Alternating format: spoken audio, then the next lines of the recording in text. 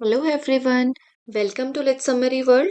This is Jyoti Chaudhary, and today we are going to talk about a different age in literature, that is Victorian age. हमने अब तक हमारी modern literature की series को already start कर लिया है, लेकिन अब साथ साथ हम करेंगे विक्टोरियन एज। और विक्टोरियन एज को स्टार्ट करने से पहले हम इनके राइटर्स की तरफ मूव करेंगे, उससे पहले ये बहुत ज़्यादा ज़रूरी हो जाता है कि हमें बैकग्राउंड पता हो कि विक्टोरियन एज थी क्या, किस टाइप का लिटरेचर इस टाइम पर लिखा जा रहा था, या फिर हिस्टोरिकल बैकग्राउंड क्या था। बिकॉज कोई भी वर्क अगर आप पढ़ते हैं, कोई भी लिटरेचर का पीस अगर आप उठाते हैं, उसके ऊपर बहुत ज़्यादा इन्फ्लुएंस होता है उसके आसपास की सोसाइटी का, उसके बैकग्राउंड का, या फिर उस टाइम की पॉलिटिकल कंडीशंस क्या है, सोशल कंडीशंस क्या है। तो ये सारी चीज़ें हमें पता होनी चाहिए। अगर हमें इन सारी चीज़ों की नॉलेज है तो 50% तो हमें पहले से ही पता होता है कि उस वर्क की थीम क्या रहने वाली है।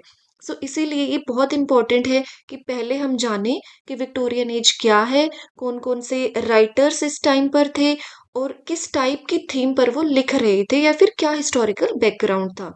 तो आज ये करने के बाद हम वन बाय वन सारे राइटर्स भी कवर करेंगे, उनकी biography plus summaries of their important work, और उनसे रिलेटेड जितनी भी इंपॉर्टेंट इंफॉर्मेशन होगी, we are going to cover everything. So today let's start with Victorian age, and the time period you can see it is from 1837 to 1901. तो सबसे पहले हम देखते हैं इंट्रोडक्शन में, the Victorian era in literature refers to books, poems and stories written during Queen Victoria. ये हमें पता होना चाहिए कि इस टाइम पर रूल कौन कर रहा था इंग्लैंड में, क्वीन विक्टोरिया का रूल था। एंड 1837 से लेकर 1901 जो है इसका टाइम पीरियड माना जाता है। और विक्टोरियन जो एज है हमारी, वो स्टार्ट होती है right after the romantic as. जैसे ही रोमांटिक एज खत्म होती है, हमारे विक्टोरियन एज आ जाती है। तो हम कंपैरिजन भी करेंगे कि क्या डिफरेंस था रोमांटिक एज में और विक्टोरियन एज में, क्यों हमने एकदम से इसका नाम बदल दिया, और अब क्या अलग से ऐसा आ गया था जो कि हमारे पास पहले रोमांटिक एज में नहीं था। It was a big time of changes in society. तो आप देख सकते हैं कि सोसाइटी में इस टाइम पर काफी ज्यादा चेंजेस आ गए थे। क्या चेंजेस थे?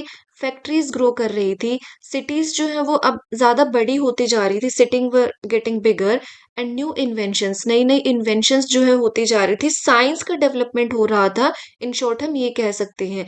इससे पहले जो है इतना ज्यादा एडवांस्ड नहीं था हमारा वर्ल्ड, लेकिन विक्टोरियन एज जहाँ से हमारी स्टार्ट हो रही है, ये वो टाइम था जिस टाइम पर काफी ज्यादा प्रोग्रेस देखने को मिलती है। काफी बड़ी बड़ी सिटीज जो है वो डेवलप हो रही थी, फैक्ट्रीज हो रही थी, और नई नई इन्वेंशंस और साइंस में नई नई थ्योरीज आ रही थी बार बार। Literature from this period often talked about real life problems. और हम देखेंगे कि इस टाइम का जो लिटरेचर है, उसमें आप एक्चुअली जो रियल लाइफ की आपके प्रॉब्लम्स है उसके बारे में पढ़ेंगे। इससे पहले जितना भी हमने पढ़ा है उसमें ठीक है, हम नेचर के बारे में पढ़ रहे हैं, कहीं पर हम किंग्स और क्वींस के बारे में पढ़ रहे हैं, माइथोलॉजी के बारे में पढ़ रहे हैं, तो उससे हम इतना ज्यादा रिलेट नहीं कर पाते थे। ठीक है, पढ़ लेते थे, इंटरेस्ट आ जाता था, एज अ स्टोरी सुन लेते थे। लेकिन अब जो लिटरेचर स्टार्ट हो रहा है, अब जो राइटिंग्स आएंगी, आपको कहीं ना कहीं फील होगा that okay they are telling you about your own life. आप बहुत ज्यादा रिलेट कर पाएंगे चीजों से। मोरल वैल्यूज की यहाँ पर बात हो रही थी, एंड हाउ पीपल लिव्ड, और कैसे जो ऑर्डिनरी लोग थे वो रहते थे। Writers wanted to show the world as it was, but also dreamed of making it better. जो राइटर थे वो दिखा रहे थे कि उस टाइम की सोसाइटी कैसी एक्चुअल में वो दिखा रहे थे। इससे पहले थोड़ा सा उसको चेंज कर दिया जाता था, थोड़ा जो है एग्जैजरेट करके चीजें दिखाई जाती थी। लेकिन अब आपको, जैसे हम मिरर में देखते हैं, जैसे हम हैं वैसे ही दिखते हैं। सिमिलरली जैसे सोसाइटी थी एक्चुअली में, आप वैसे ही अब यहाँ राइटिंग्स में भी देखेंगे। एंड हम कहते भी है literature is the mirror of the society, so it actually proves here. Now, next is how the transition from romanticism to the Victorian period happened. Like मैंने आपको ऑलरेडी बताया है कि पहले रोमांटिक एज चल रही थी, उसके बाद हमारा विक्टोरियन पीरियड स्टार्ट होता है। तो ये ट्रांजिशन आया कैसे था? एकदम से एक दिन में तो कुछ भी नहीं हो जाता है। So let's see, the romantic period was before the Victorian era. I told you, रफली फ्रॉम 1789 टू 1837, ये हमारा टाइम पीरियड था रोमांटिक एज का। Romantics loved nature. थोड़ा सा रोमांटिक्स को रिवाइज कर लेते हैं क्या क्या था इस टाइम पर। ये नेचर की बात करते थे मोस्टली, फीलिंग्स की बात करते थे एंड इमेजिनेशन की बात करते थे। अच्छा, सिर्फ नेचर की ही बात नहीं होती है जब हम रोमांटिक एज की बात करते हैं, मोस्टली आप यही सुनेंगे कि nature nature nature, but no, जो फर्स्ट जनरेशन के रोमांटिक राइटर्स थे, वो उनका काफी ज्यादा जो है इन्फ्लुएंस हम देखते हैं कि नेचर की तरफ है, नेचर से वो इन्फ्लुएंस्ड थे। लेकिन जो सेकंड जनरेशन के हमारे राइटर्स आते हैं, लाइक पीबी शेली है, लॉर्ड बायरन है, या फिर जॉन कीट्स है, इनके आइडियाज थोड़े से रेवोल्यूशनरी थे। तो इन्होंने थोड़े से रेवोल्यूशन की भी बात की है। इसीलिए थोड़े से टाइम के बाद ही हम देखते हैं कि फिर विक्टोरियन हमारी जो एज है वो स्टार्ट हो जाती है।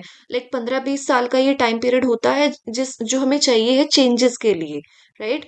और जो फर्स्ट जनरेशन के रोमांटिक राइटर्स थे, लाइक उसमें आपके विलियम वर्ड्सवर्थ है, एस टी कॉलरेज है, तो ये ज्यादा बात कर रहे थे नेचर की, या फिर ये दूर जाना चाहते थे सिटी लाइफ से या फिर अपनी नॉर्मल लाइफ से, सॉलिट्यूड की बात करते थे। तो ये थोड़ा सा डिफरेंस रोमांटिक एज में भी था। नाउ विक्टोरियन एज में थोड़ा सा और डिफरेंस हमें देखने को मिलता है। The transition happened because of big changes in the world. अब वर्ल्ड में काफी ज्यादा चेंजेस आ रहे थे, like I told you already. The industrial revolution made machines and factories common. अब मशीन्स और फैक्ट्रीज जो है एक बहुत ही कॉमन सी चीज हो गई थी, pulling people from farms to cities.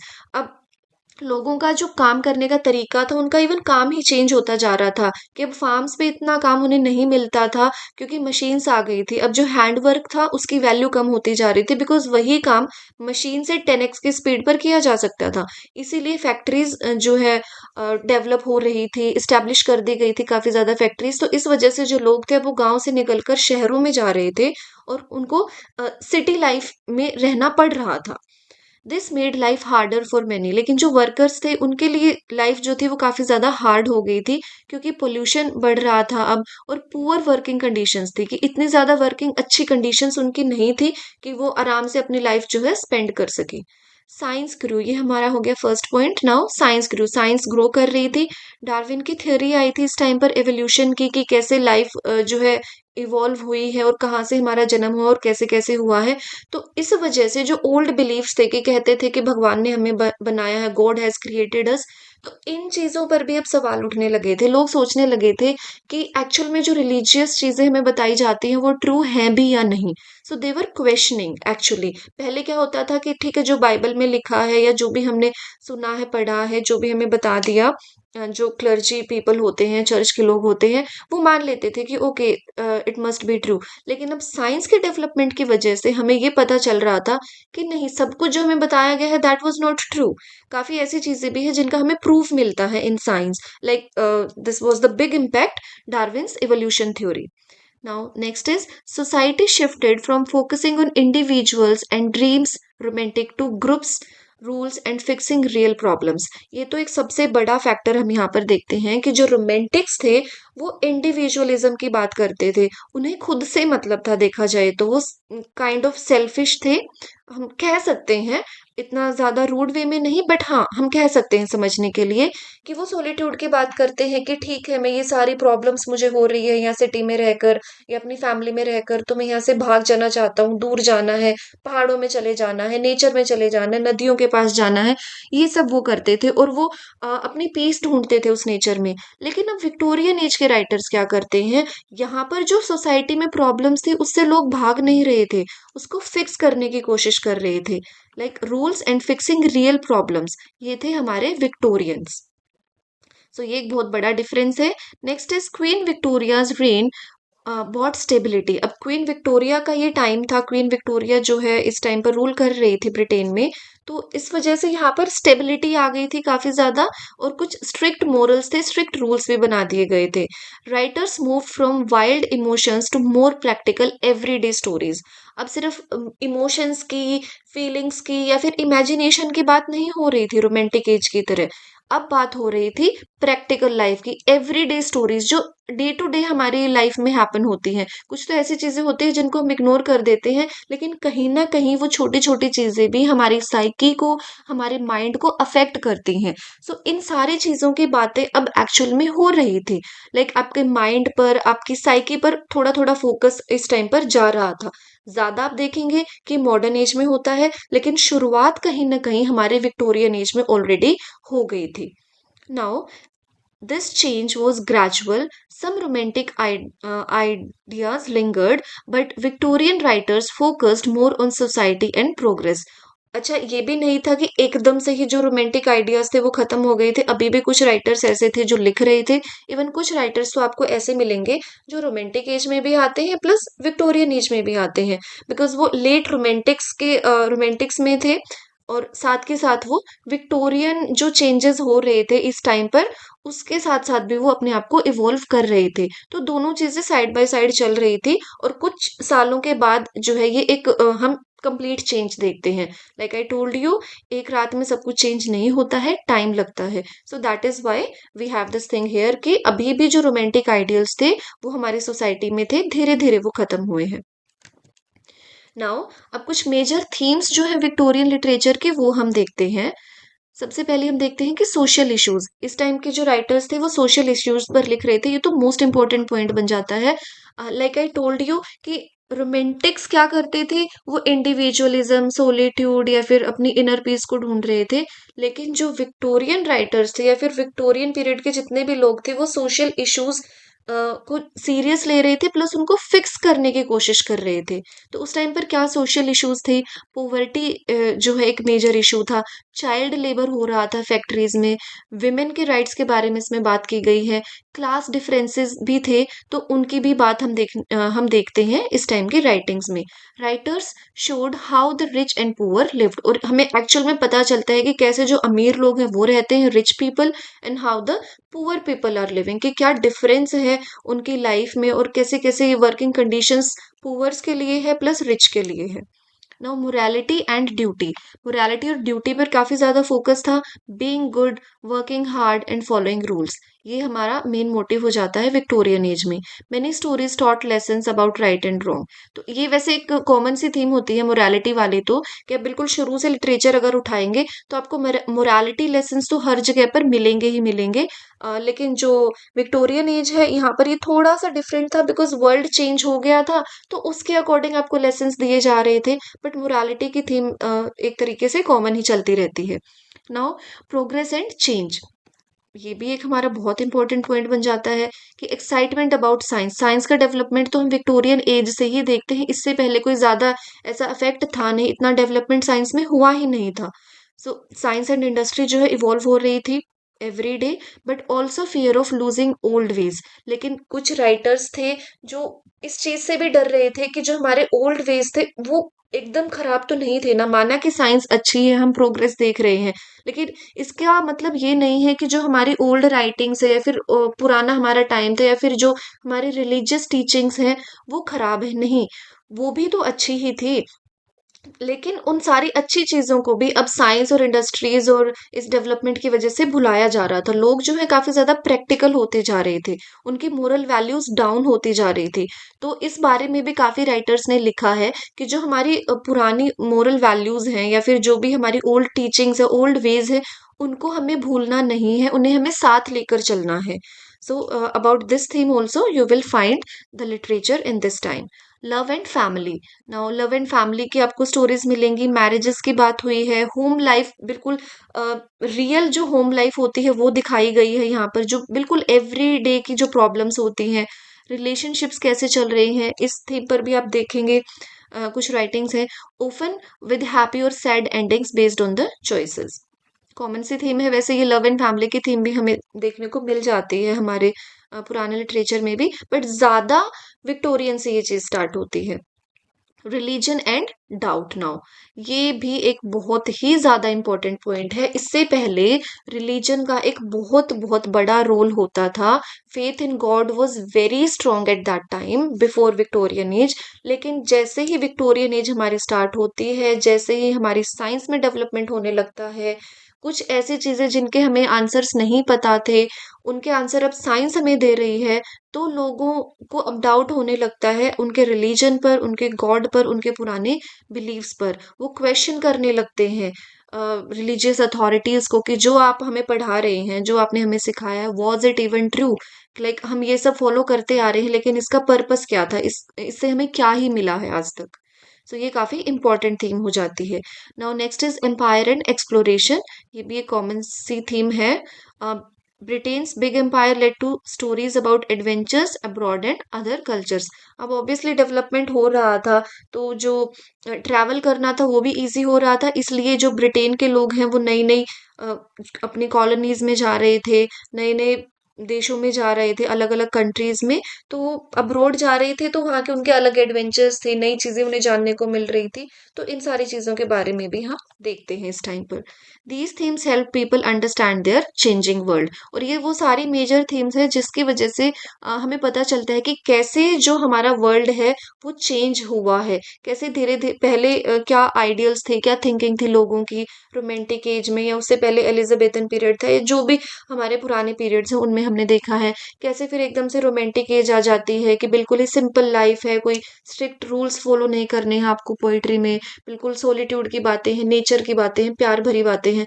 और एकदम से फिर रोमांटिक एज के बाद हमारा विक्टोरियन पीरियड आ जाता है। इसमें कैसे एकदम से ड्रास्टिक चेंज हमें देखने को मिलता है कि इंडस्ट्रियल रेवोल्यूशन हो रहा है, लोग जो है बदल रहे हैं, उनकी साइकी पे इफेक्ट हम देखते हैं, उनकी थिंकिंग चेंज हो रही है, प्रैक्टिकल होते जा रहे हैं। तो हमें जब हम ये एजेस समझ लेते हैं या फिर जो थोड़ा हिस्टोरिकल बैकग्राउंड देख लेते हैं, तो हमें समझ आता है कि कैसे हम इवॉल्व हुए हैं, कैसे हमारा नेचर आज जो है, जो मॉडर्न मैन है वो कैसे कहाँ कहाँ से गुजरा है और कैसे वो आज बना है। और यही चीजें हमें हेल्प भी करती है हमारे लिटरेचर को समझने में, बिकॉज मेन फोकस तो हमारा एट द एंड यही है कि जितनी भी नॉवेल्स हम पढ़ेंगे, जितनी स्टोरीज हम पढ़ेंगे, वो हमें याद रहे हमारे एग्जाम के लिए, हम उनको भूले ना। कब नहीं भूलेंगे? जब आपका बेसिक स्ट्रोंग होगा, आपकी बेसिक नॉलेज स्ट्रोंग होगी। बिकॉज आप जब पढ़ेंगे तो इन चीजों को आप रिलेट कर पाएंगे उस टाइम के लोगों से। आप इमेजिन करेंगे जब आप कोई नॉवल या बुक पढ़ रहे हैं कि अच्छा ऐसे ऐसे होता होगा इस टाइम पर, ठीक है, स्टीम इंजन आए थे, तो आपके दिमाग में वो चीजें चलेंगी और इमेजिनेशन अगर आप करते हैं तो ऑब्वियसली आपको याद रहेंगी। Okay, now types of writings in the Victorian era. अब हम देखते हैं किस टाइप की राइटिंग्स थी। नॉवेल्स लिखी जा रही थी, long stories about real people and society देख लिया हमने, थीम्स पढ़ ली, तो ये क्विकली हम कर लेते हैं, इजिली समझ आएगा आपको। They were popular because more people could read. अच्छा, ये भी एक बहुत ही इंपॉर्टेंट पॉइंट था कि अब ज्यादा लोग जो है ना पढ़ भी सकते थे, राइटिंग जो है चीप हो गई थी, इन्वेंशन हो गई थी काफी ज्यादा, तो अब इजीली बुक्स भी अवेलेबल हो रही थी लोगों को, प्रिंटिंग प्रेस आ गई थी एंड ऑल दैट। अब एग्जाम्पल्स क्या है इसके? Realistic novel showing daily life और मिस्ट्री स्टोरीज। तो ये देख लिया कि डेली लाइफ जो थी लोगों की वो दिखाई जा रही थी, और जब हम किसी और की ऐसी लाइफ पढ़ते हैं या सुनते हैं तो हमें लगता है अरे यार मेरी भी तो ऐसी ही जिंदगी है, मेरे साथ भी तो यही चल रहा है। और कई बार आपको अपनी प्रॉब्लम के सोल्यूशन भी मिल जाते हैं अपने सामने ही, एक आईने की तरह, जब आप किसी की लाइफ चलती हुई देखते हैं तो। नेक्स्ट इज पोएट्री भी इस टाइम पर लिखी जा रही थी, पोएम्स अबाउट नेचर, लव और डीप थॉट्स। अब नेचर की बात यहाँ पर भी हो रही थी, लाइक रोमांटिक एज, लव की बातें हो रही थी और डीप थॉट्स की भी बात हो रही थी। बट रोमांटिक से क्या डिफरेंट था? इस टाइम की जो पोएट्री थी वो ज्यादा सीरियस थी। Essays and non fiction works भी लिखे जा रहे थे, आर्टिकल ऑन साइंस। अब टॉपिक चेंज हो गया था, पहले जब साइंस थी ही नहीं तो कोई कैसे ही लिख लेगा उसके ऊपर। अब साइंस के ऊपर आर्टिकल्स लिखे जा रहे हैं, पॉलिटिक्स की बातें हो रही है, आइडियाज टू एजुकेट रीडर्स, और ऐसे ऐसे न्यू जो है आइडियाज भी डेवलप होते जा रहे हैं कि उनको लाइक एजुकेशन प्रोवाइड करनी चाहिए, वुमेन डेवलपमेंट होना चाहिए। सो ये सारी चीजें जो है अब अ, हमारी सोसाइटी में देखने को हमें मिलती हैं। ड्रामा एंड प्लेस भी इस टाइम पर लिखे गए हैं, थिएटर शोज होते थे, और उनकी थीम क्या रहती थी कि फैमिली प्रॉब्लम्स, वही डे टू डे लाइफ में आप क्या ये दिखाएंगे, आपकी फैमिली होती है, आपकी फैमिली प्रॉब्लम्स चलती हैं, या फिर आपकी वर्क प्लेस होती है, वहां पर आपके कुछ ना कुछ प्रॉब्लम्स होते हैं।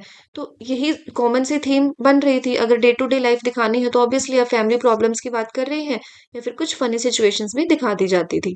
Children literature, simple stories with moral like fairy tales और एडवेंचर्स। तो ये तो कॉमन सा है, ये ऑलमोस्ट हमें हर लिटरेचर हर एरा में देखने को मिल जाता है। Writings were often publish in magazines first. अच्छा, ये भी एक इंपॉर्टेंट सी चीज हो जाती है कि इस टाइम पर जो राइटिंग्स थी ना वो पहले मैगजीन में पब्लिश करते थे लोग, making them cheap and easy to get. तो इससे क्या होता था कि एक तो ये चीप पड़ता था, प्लस ज्यादा लोग मैगजीन खरीदते थे। बुक खरीदने के बजाय मैगजीन तो सब पढ़ ही लेते थे, बिकॉज उसमें अलग अलग आपको टॉपिक्स मिल जाते हैं, या फिर आपको डेली आपका पता चल जाता है कि क्या चल रहा है। तो इसीलिए वो अपनी स्टोरीज को मैगजीन में ही प्रिंट करवाते थे, जिसकी वजह से वो ज्यादा फेमस भी हो जाती थी और ज्यादा लोगों तक उनकी रीच होती थी। नाउ मेजर पोइट्स कौन थे हमारे विक्टोरियन एरा के? तो आप देख सकते हैं the most famous Victorian poets wrote about emotions, society and beauty in thoughtful way. तो हमारे सबसे पहले तो आ जाते हैं एल्फ्रेड लॉर्ड टेनिसन। ये पोइट लॉरिएट भी बने थे विलियम वर्ड्सवर्थ के बाद, और सबसे लंबे टाइम तक ये रहे थे poet laureate. Wrote about loss, nature and heroes. तो इनकी राइटिंग्स में हमें देखने को मिलता है, इनका मोस्ट फेमस वर्क है charge of the light bridge. ये एक पोएम है जो इन्होंने लिखी है, हम करेंगे इसको। देन रॉबर्ट ब्राउनिंग है, ये भी काफी ज्यादा फेमस है। इनकी known for dramatic poems where characters speak their thoughts. देखिए मैंने ये जो राइटर्स यहाँ पर लिए हैं, इनका सबका थोड़ा सा डिफरेंट स्टाइल है। ये मोस्ट इंपॉर्टेंट बन जाते हैं, आपको थोड़ा समझ में आएगा, आप रिलेट कर पाएंगे जो थीम्स आपने पीछे पढ़ी है। हर एक राइटर एक डिफरेंट थीम यहाँ पर उठा रहा है। At the end I will also show you a list of most important writers, okay, जो हमें करने हैं सारे, आप नहीं छोड़ सकते हैं अगर आप विक्टोरियन एज कर रहे हैं। वैसे तो और भी होते हैं, लेकिन वो तो हमें करने ही करने हैं। लेकिन फिर भी हम एक बार इन 5 राइटर्स को देखते हैं, बिकॉज इनकी थीम अलग अलग है। आप रिलेट करने की कोशिश कीजिए यहाँ पर ना। हमने देख लिया लॉर्ड एल्फ्रेड टेनिसन जो है वो लॉस, नेचर और हीरोज की बात करते हैं। उसके बाद रॉबर्ट ब्राउनिंग क्या करते हैं, नोन फॉर ड्रामेटिक पोएम्स। इनको तो मास्टर भी बोला जाता है ड्रामेटिक मोनोलॉग का। और ये लिख लाइक आपने माई लास्ट डचेस अगर पढ़ी हो, काफी ज्यादा फेमस पोएम है। ये दिखाते हैं कि जो कैरेक्टर है इनका वो खुद ही बोलता रहता है, खुद ही वो अपने थॉट्स दिखा रहा है। ये इनका स्टाइल था लिखने का। देन एलिजाबेथ बेरेट ब्राउनिंग, ये रॉबर्ट ब्राउनिंग की वाइफ थी। रोट लव पोएम्स, ये लव की थीम पर अब लिख रही हैं। सोशल इश्यूज को ये उठा रही हैं अपनी पोइट्री में, like sonnets from the Portuguese, ये इनकी फेमस सोनेट है एक। Then Matthew Arnold poems on faith, अब ये फेथ की बात करते हैं, ये कल्चर की बात कर रहे हैं, प्लस सैडनेस की बात कर रहे हैं, जैसे कि डोवर बीच इनकी काफी ज्यादा फेमस पोएम है। अब देखिए हर राइटर की अलग थीम है, और यही सारी थीम्स जो है वो प्रिवेल कर रही थी हमारी सोसाइटी में विक्टोरियन एरा के टाइम पर। नाउ क्रिस्टीना रोजेटी, ये रिलीजन की बात करती हैं, अब रिलीजियस पोएम से लिखती हैं about love and death, like goblin market. So these poets used beautiful language but focused on real feelings and problems. Now, comparison between romantic period and the Victorian period. थोड़ी सी लंबी हो रही है video, but it is very important, so please इसको अच्छे से समझिए। उसके बस वी आर ऑलमोस्ट डन, 2 और स्लाइड्स हैं इसके बाद। नाउ फोकस, हम अब एक हम जल्दी से कंपैरिजन देख लेते हैं विक्टोरियन और रोमांटिक में। बार बार आप सेम चीज पढ़ रहे हैं, तो इससे आपके माइंड में ये चीजें फिक्स हो जाएंगी, आप भूलेंगे नहीं। नाउ फोकस किस पर था रोमांटिक्स का, पर्सनल फीलिंग्स पर था, नेचर पर था एंड इमेजिनेशन पर था। ये हमने बात की है पीछे भी। लेकिन विक्टोरियंस का फोकस किस पर था, सोसाइटी पर इनका फोकस था, रियल लाइफ प्रॉब्लम्स पर था और मोरल लेसन्स पर था। नाउ इमोशंस वर्सेस रीजन, जो रोमांटिक्स थे वो वाइल्ड इमोशंस पर जो है अपना फोकस रखते थे और ड्रीम्स की बातें करते थे, लेकिन विक्टोरियन क्या करते थे, प्रैक्टिकल थिंकिंग थी इस टाइम पर, और ड्यूटी पर उनका फोकस था। नाउ नेचर, रोमांटिक का क्या है, nature as magical and healing. उनको लगता था कि जो नेचर है वो मैजिकल है, वो हमें हील कर देता है, हमारी कितनी भी प्रॉब्लम्स है आप नेचर में चले जाओ सब कुछ ठीक हो जाएगा। लेकिन ऐसा थोड़ी ना होता है। विक्टोरियंस रियलिटी की बात करते हैं, nature as beautiful but often changed by industry, की नेचर ब्यूटीफुल तो है, लेकिन अब जो नेचर है, हाँ एक टाइम पर हम देखते हैं कि जो रोमांटिक टाइम था उस टाइम पर नेचर एक्चुअली में हमें हील करता भी था कुछ लेवल तक। मैं नहीं कहूंगी कि कंप्लीटली कर देता है, क्योंकि सारी प्रॉब्लम्स फिक्स नहीं की जा सकती, लेकिन अब जो नेचर था वही चेंज हो गया था विक्टोरियन एज में। इंडस्ट्रीज थी जिसकी वजह से पोल्यूशन हो रहा था, पेड़ काटे जा रहे थे, तो ये सारी चीजें हो रही थी, तो नेचर बचा कहाँ था। जो सिटी के लोग हैं उनको तो नेचर देखने को ही नहीं मिलता था। सो इंडस्ट्रीज की वजह से नेचर ही अब चेंज हो रहा था। नाउ हीरोज की अगर बात हम करें, तो रोमांटिक टाइम के जो हीरोज होते थे वो रिबेलियस होते थे और लोन ड्रीमर्स होते थे। कि ये मतलब सिर्फ खुद के बारे में सोचते थे कि अकेले इनको एस्केप करना है कहीं पर जाकर, या इनको खुद से ही मतलब था। विक्टोरियन टाइम के जो हमारे हीरोज हैं वो एवरीडे पीपल की, जो कॉमन आपके और मेरे जैसे ही लोग होते थे, उन्हीं को हीरो बनाया जाता था स्टोरी में। और ये रिफॉर्मर्स थे कि सोसाइटी में चेंज लेकर आते थे बजाय कि वहां से भागने के। स्टाइल क्या था रोमांटिक्स का, फ्री फ्लोइंग राइटिंग थी इनकी, ज्यादा रूल्स को फॉलो नहीं करते थे। लेकिन विक्टोरियन में थोड़ी स्ट्रक्चर्ड टाइप की राइटिंग हम देखते हैं, डिटेल्स देखने को मिलती है, प्लस रियलिस्टिक होती है कि एक्चुअल जो चीजें हैं ना रियल में वही दिखाई जाती है, कोई उसमें चेंजेस नहीं किए जाते। सोसाइटीज रोल, सोसाइटी का क्या रोल था, romantic escape from society. I told you कि ये हमेशा इनका ये था कि चलो भाग जाओ तुम, अपना बोरिया बिस्तर उठाकर नेचर में चले जाओ, सब ठीक हो जाएगा। लेकिन जो विक्टोरियंस थे वो फिक्स कर रहे थे सोसाइटी में, सोसाइटी को उन्हें पता था रहना तो तुम्हें एट द एंड यहीं पर है, और हमारा जो फ्यूचर है वो भी यहीं होने वाला है, तो क्यों ना हम पहले सोसाइटी को ही फिक्स करें ताकि यहीं पर रहकर हमारी लाइफ जो है वो बेटर हो सके।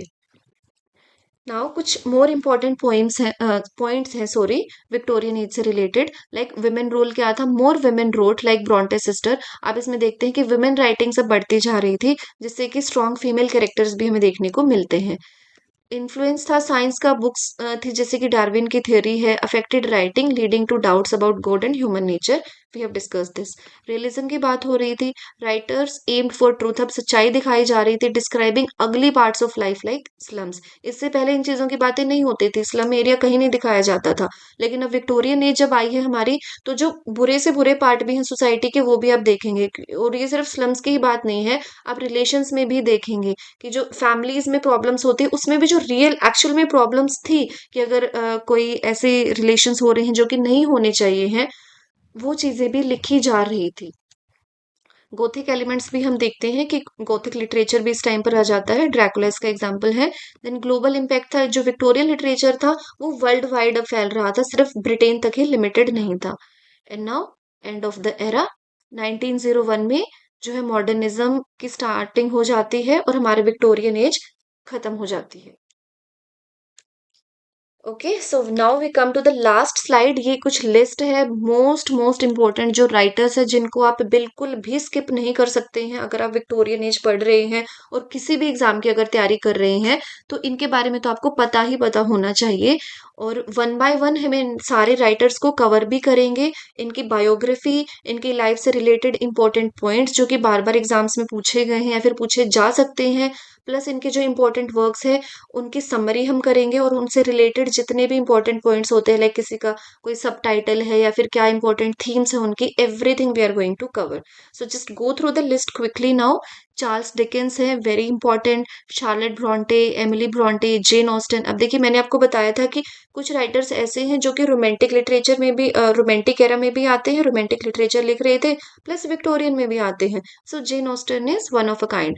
तो रोमांटिक, लेट रोमांटिक में ये थी, प्लस अर्ली विक्टोरियन का इन्फ्लुएंस भी हमें इस पे देखने को मिलता है। देन थॉमस हार्डी हैं, जॉर्ज इलियट हैं, मैरी एन इवांस इनका रियल नेम था, जॉर्ज इलियट जो है इनका पेन नेम था। बिकॉज ये एज दिखाती थी अपनी बुक्स में कि like he is a like she is a male. So Alfred Lord Tennyson है, Robert Browning, Elizabeth Barrett Browning, Matthew Arnold, इन राइटर्स के बारे में तो हमने पीछे भी देखा है। क्रिस्टीना रोजेटी है, ऑस्कर वाइल्ड है, लुइस कैरोल है, रुडयार्ड किपलिंग, ब्राम स्टोकर, ये तो आप बिल्कुल भी स्किप नहीं करेंगे, ये हम डेफिनेटली कवर करेंगे। और धीरे धीरे इनके अलावा भी जो इम्पोर्टेंट राइटर्स हैं, मतलब इनसे थोड़े से कम लेकिन फिर भी एग्जाम में तो कुछ भी आ सकता है, वो भी हम जो है कवर कर लेंगे। Okay, so we come to the end. I hope आपको समझ आ गया होगा, चीजें आप रिलेट कर पाएंगे। एक बार भी अगर इसको देख लेंगे तो आई थिंक आपको दोबारा विक्टोरियन एज के बारे में पढ़ने की जरूरत नहीं पड़ेगी कि विक्टोरियन एज थी क्या। I have tried my best कि आपको बिल्कुल सिंपलेस्ट वे में मैं समझाऊं कि क्या था, और आप चीजें अच्छे से रिलेट कर पाए जब आप लिटरेचर एक्चुअली पढ़ना स्टार्ट करेंगे। सारी थीम्स, सारा बैकग्राउंड आई थिंक आप अच्छे से कर पाएंगे। So here we end the class. Please like, share and subscribe the channel and wait for the next videos.